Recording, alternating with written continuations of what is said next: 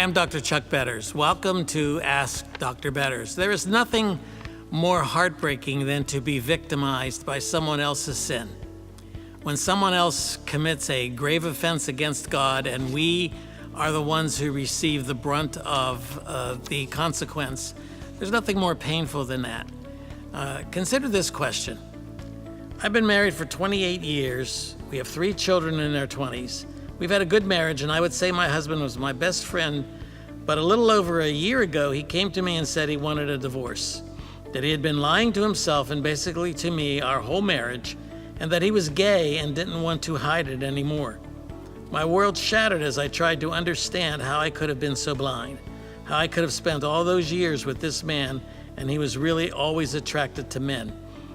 I've been going to counseling, and I'm thankful that my church family has rallied around me, but I'm still feeling like there is a hole in my soul. I found your videos and hoped you would help me find out how to feel whole again. Well, I understand fully the hole that you're speaking of. We are always going to have to live with the consequences of someone else's behavior. There's a person out here in this world right now who literally killed my son in 1993. He's out there as a hit and run person. And I have to live with the hole that's in our hearts as a family because we lost our son in that car accident. So when we are the victims of someone else's sin or acting out their sin, that's when it becomes especially painful. And I imagine in your case, it's even more painful because you've loved this person for all those years. You have children by this person. And now to learn that he is gay, and you are the victim of his choices that he has made. Well, I want to encourage you to gather resources together to learn about his condition, because this is a real struggle for many, many men, especially in this culture in which they are being encouraged to come out. The more and more encouragement and the more and more normal the homosexual community makes this particular act, this particular sin, the more and more people are going to be coming out and injuring others in the process. Your husband has a responsibility to deal with the emotions and the sexual attraction that he has to other men. He has a responsibility to align his soul with what the Word of God teaches concerning this sin.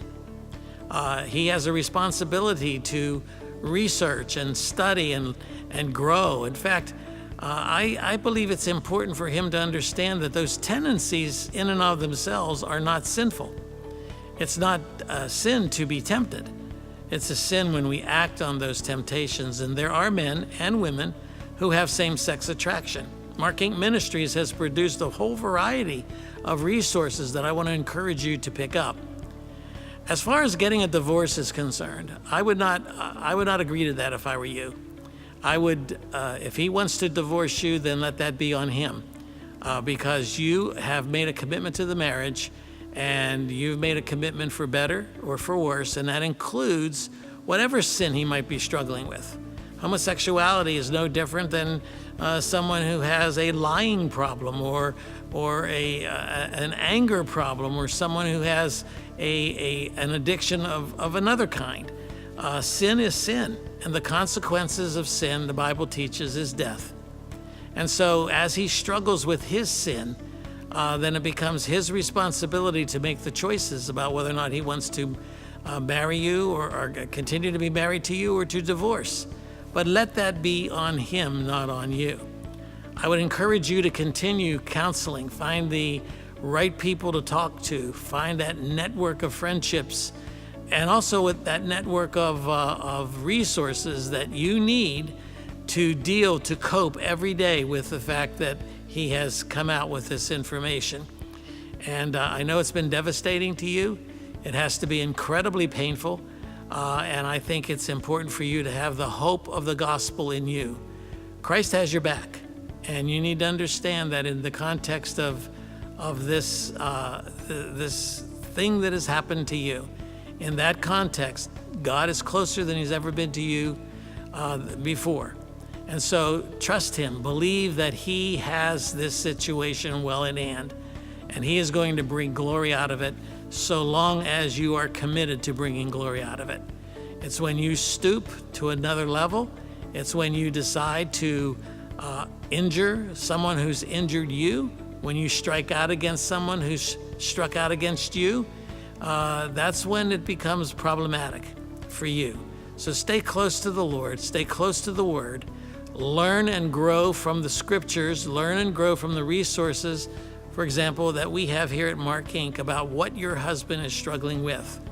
Encourage him to listen to the resources. Encourage him to seek help. Tell him you understand.